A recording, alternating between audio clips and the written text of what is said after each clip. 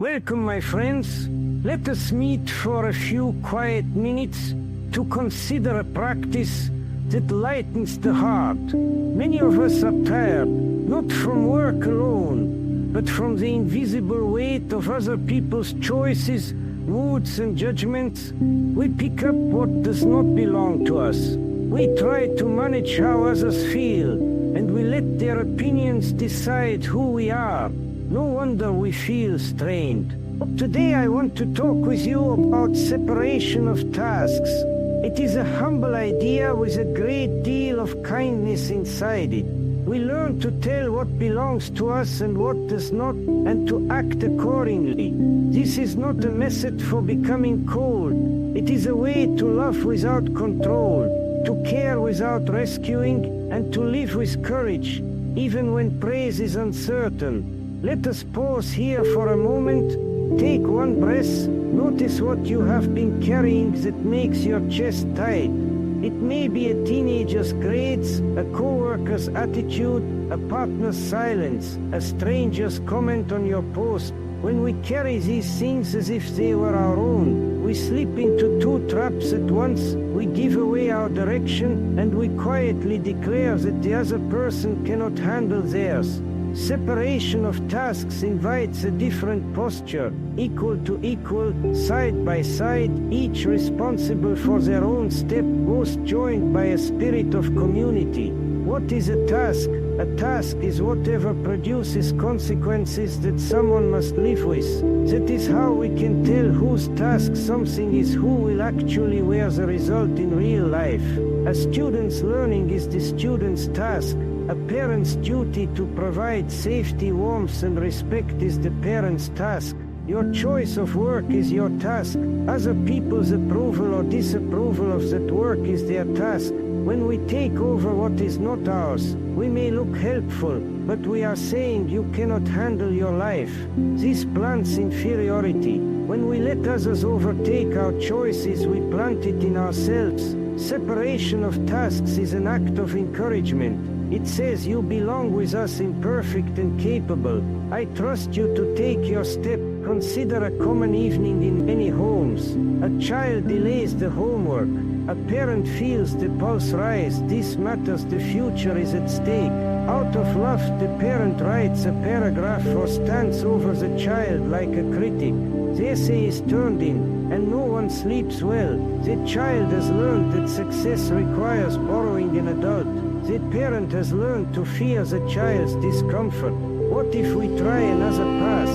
The parent prepares a calm space, offers help and sets a rhythm that protects sleep, play and study. The parent returns the task with respect. I am here if you want support. I trust you to handle your work. Natural results follow, pleasant or not, and the relationship stays warm. That warmth, more than the polished assignment, builds courage. Let us step into a workplace for a moment. A manager wants visible energy, always on cameras, perfect enthusiasm. Yet people are quiet. That manager's task is to clarify purpose, set fair expectations and create a climate where contribution is valued.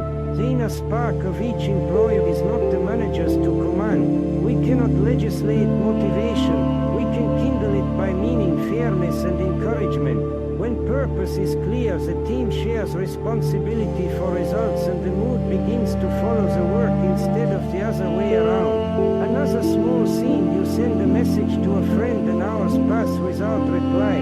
The mind begins its theater. Surely I said too much. Surely they are upset with me. In that moment we are trying to perform our friend's task. Their timing is not under our control. Our task is simple and brave, to reach out sincerely, to say what we need with dignity and then to live our day with purpose rather than rehearsing their motives. We can care deeply and still refuse to live inside another person's phone. Let us pause again. There is a question we can carry in our pocket. Who will live with the result? This question is a small compass. It points us back to our side of the street. Once we see where the line falls, we return the task gently. We might say, I trust you to decide. I'm here if you want to think it through. Or I cannot choose this for you, but I care how it goes. Or here is what I can do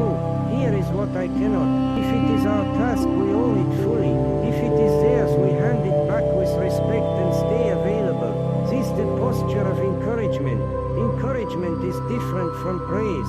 Praise fixes on outcomes and invites comparison. Encouragement looks at effort and growth and invites courage. We can try very small sentences. I saw how steady you were. You handled that better than last time. You belong with us even when it is not perfect. What would help you take the next step? These words do not inflate anyone.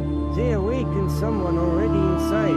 Now let us connect this with the struggles of our age. Many of us live part of our life on screens, waiting for numbers to tell us whether we matter. The number of likes is not your task.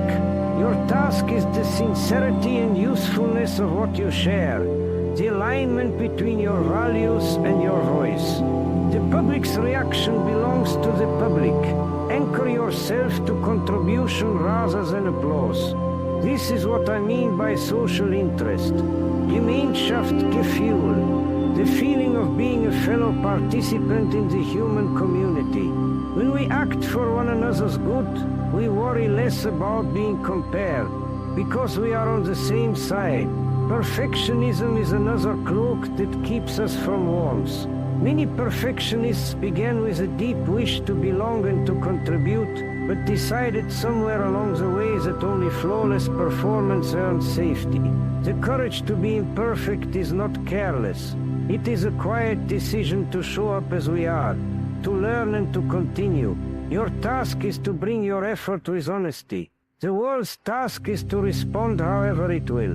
When we confuse this, we either try to impress the world into loving us, or we hide until the world cannot see us fail. Neither brings closeness. We also need to speak about holism and purpose. We are not a pile of parts to be fixed one by one. We live as whole beings moving toward a chosen direction. Our choices are guided less by our past than by the purpose we adopt now. If our purpose is to contribute, we will separate tasks because cooperation requires equality. If our purpose is to dominate, or to be dominated, separation of tasks will feel threatening, because it calls us out of those roles. The shift we need is simple, from superiority or inferiority to usefulness. The moment we aim at usefulness, we become gentler with ourselves and braver with others. Some listeners may be worried that this sounds like withdrawing. It is not. Separation of tasks does not end connection. It purifies it. We remain close, but we stop invading each other's inner life. We stop using fear to make one another change. We trade control for invitation. There are limits, of course. When safety is at risk or when laws and basic care require action, we step in. A toddler running toward the street is not practicing independence. They need arms to keep them alive. A person who lacks capacity needs protection. But even in these moments, the spirit is not domination. It is care. When the danger passes, we return the task as soon as we can, so the other person can grow in courage and dignity. How can we practice this in ordinary days? We might try a small pause, one breath, name the feeling, ask the decisive question, then choose one action that belongs to us, a boundary, an offer of help, a clear request or a quiet letting go. If paper helps, we can write 2 brief lists in the evening. On one side, my tasks today is the effort I bring, the tone of my speech, the rest I protect, the choices I make. On the other side, not my tasks, other people's opinions, their timing, their interpretations, their past. Tomorrow we carry only the first list. We keep the second as a reminder to loosen our grip. This approach changes leadership. True leadership gathers people around purpose and clarifies who decides what. It replaces surveillance with support and punishment with fair consequences. It asks for ownership rather than obedience. When the aim is contribution, people rise. They do not need to be watched into doing the right thing. They need to be invited into doing meaningful things. It also softens our closest relationships.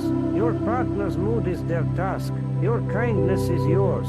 You can invite conversation, share what you feel and name what you need. You cannot make someone open. If they choose to stay close today, you are still free to keep your heart honest and to act with integrity. This is not indifference, it is trust, and trust is the soil where intimacy grows. There are pitfalls. Sometimes control dresses up as care. I am only helping. A good test is this: would I still act this way if I believed they are capable? If the answer is no, perhaps I am rescuing to feel superior, or to quiet my own anxiety. Another trap is cold distance, pretending to be healthy boundaries and not my problem. Separation of tasks keeps the bridge open. We do not slam the door. We simply refuse to carry what is not ours while remaining available for cooperation. Guilt will try to pull us back. Someone may say, if you loved me, you would do this for me. We can answer with warmth. I love you and I want to stay close, and this choice is yours to make. I will not take it from you and I will not vanish. We are equals here. Let us pause once more. What happens when we live this way? Courage awakens. We discover we can act without guarantees. Encouragement spreads. People rise when they are trusted. Belonging deepens. Not the belonging of applause or fear, but the belonging of equals who share a purpose. This is the heart of social interest. We stop playing above and below, and we take our place beside one another.